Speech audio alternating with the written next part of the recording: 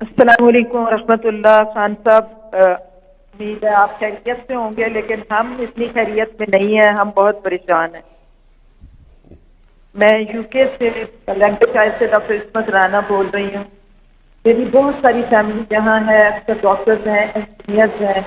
پاکستان میں جو شہید ہوئے تھے 2 سال پہلے اسکواڈرن لیڈر نعمان شہید, وہ ہمارا داماد تھا. اور اس وقت ہم سارے جو یو کے میں پاکستانی ہیں سب بہت زیادہ پریشان ہیں, آپس میں ایک دوسرے کے ساتھ غم منا رہے ہیں. آپ نے ہمارا ایک ریلیجس فیملی سے تعلق ہے, آپ نے اسلام و فوبیت سے نکالا, آپ نے توہین رسالت کا مقدمہ لڑا, اور ہم یہاں ایک عزت کی زندگی گزار رہے ہیں. اب ہمیں سمجھ نہیں آ رہی کہ آپ اگر خدا نخواستہ یہ دوبارہ ایسے ملک دشمن لوگ جو ہیں وہ اگر آ جاتے ہیں, چور اور ڈاکو, تو ہمارا کیا بنے گا؟ ہمیں بڑی لمبی مدت کے بعد ایک دیانتدار رہنما ملا ہے. خان صاحب, ہم آپ کو نہیں کھونا چاہتے, ہمیں بتائیں کہ ہم آپ کے لیے کیا کر سکتے ہیں. جی ڈاکٹر صاحبہ, بہت بہت شکریہ. لیکن ڈاکٹر صاحبہ, میں آپ کو ایک بات بتاتا ہوں. یہ پاکستان وہ نہیں ہے جب ذوالفقار علی بھٹو کا قتل ہوا تھا, یہ یعنی جوڈیشل قتل جسے کہتے ہیں, یہ وہ پاکستان نہیں ہے. یہ بدل چکا ہے.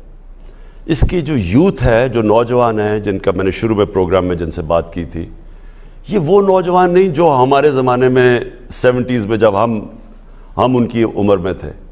یہ سوشل میڈیا کا زمانہ ہے, یہ انفارمیشن ریولوشن کا زمانہ ہے.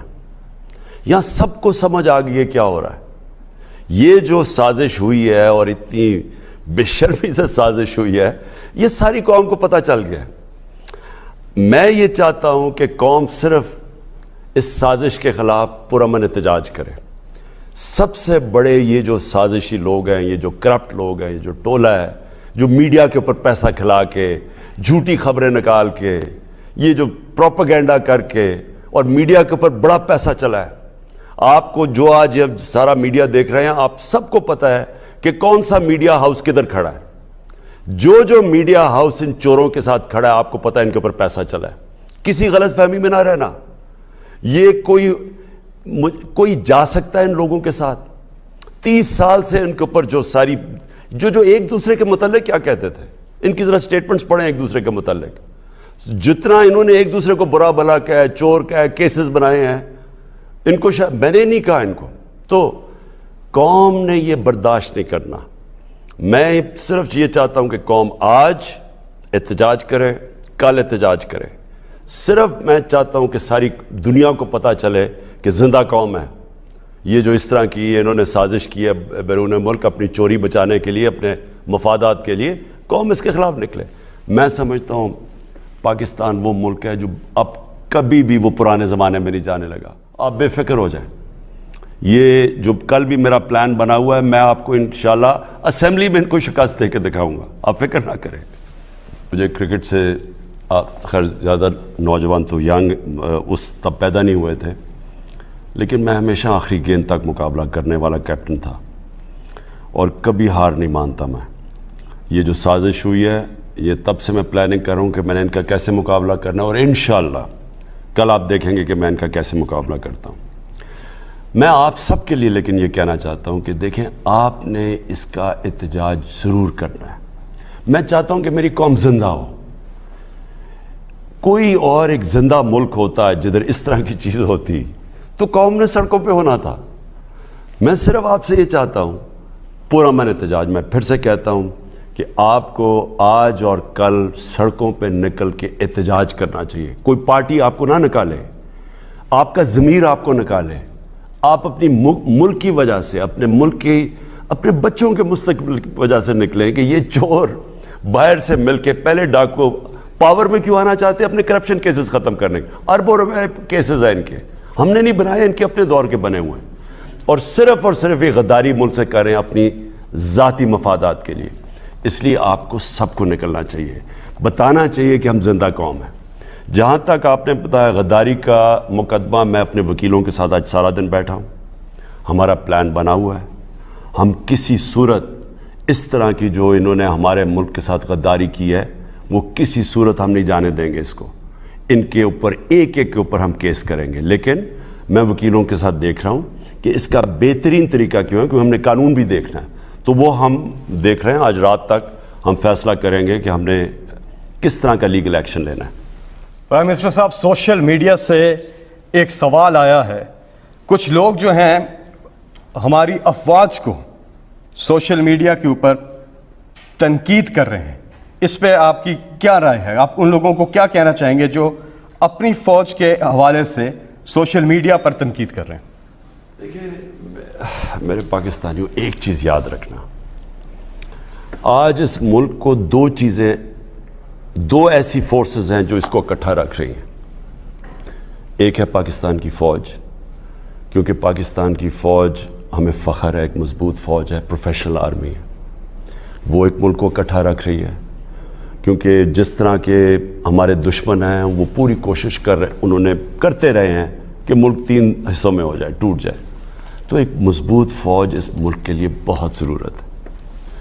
اور دوسرا جو ملک کو اکٹھا رکھ رہا ہے وہ ہے تحریک انصاف. وہ کیوں؟ کیونکہ اس وقت ایک ہی پارٹی ہے جو ایک نیشنل پارٹی ہے پاکستان میں, سارے صوبوں کے اندر ہے. باقی تو پارٹیز اب چھوٹی ہو کہ بالکل چھوٹی سی رہ گئی ہے.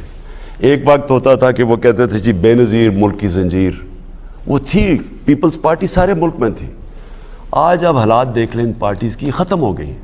ابھی پختونخوا میں الیکشن ہوا ہے, لوکل گورنمنٹ, نام و نشان ہی دونوں پارٹیز نون لیگ اور پیپلز پارٹی کا ختم ہو گیا. وہاں سے تحریک انصاف سویپ کر گئی ہے, اس لیے کہ لوگ اس کو ایک نیشنل پارٹی سمجھتے ہیں.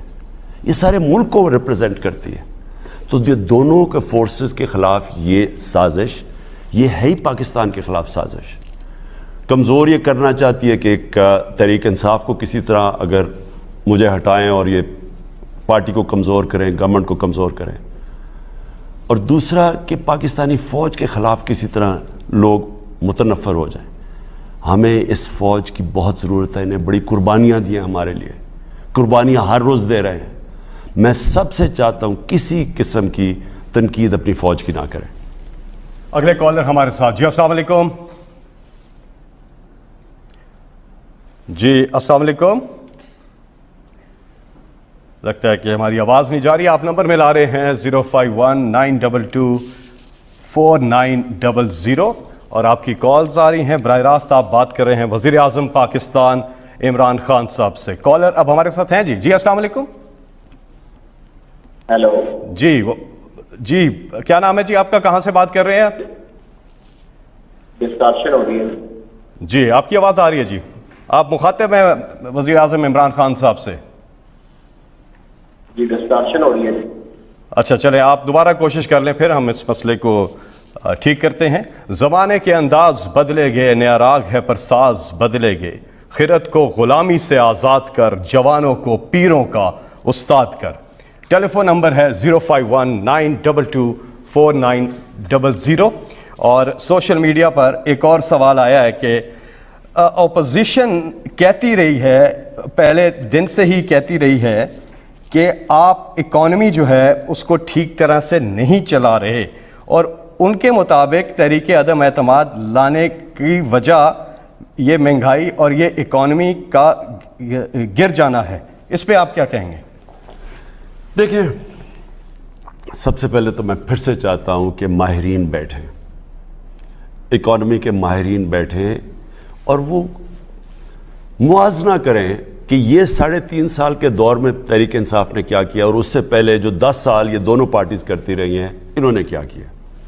تو آپ کو سب سے پہلی چیز پتہ چلے گی, اب تو بڑا آسان ہے, آپ کے پاس موبائل فون کے اوپر بھی فیکٹس اور فگرز آ جائیں گے, اعداد و شمار آ جائیں گے کہ پیپلز پارٹی کے دور میں 8 سے لے کے 13 تک کتنی مہنگائی تھی اور تحریک انصاف کے 3.5 سال میں کتنی مہنگائی ہے.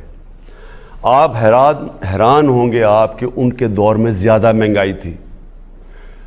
ہمارے دور میں جو مہنگائی ہے ہمارے سے زیادہ مہنگائی تب تھی, لیکن آج عالمی مہنگائی ہے, عالمی منڈی میں ہر چیز مہنگی ہے.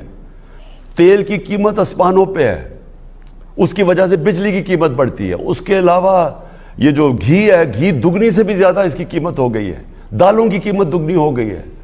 گندم آج کتنی, صرف موازنہ کر لیں کہ آج جس طرح کی عالمی مہنگائی 40 سال میں اتنی مہنگائی امریکہ میں نہیں تھی جو اب ہے، برطانیہ میں 30 سال، جرمنی، یورپ، تب تو مہنگائی تھی نہیں ان کے دور میں. نون لیگ کے دور میں 5 سال میں مہنگائی ہمارے سے کم تھی.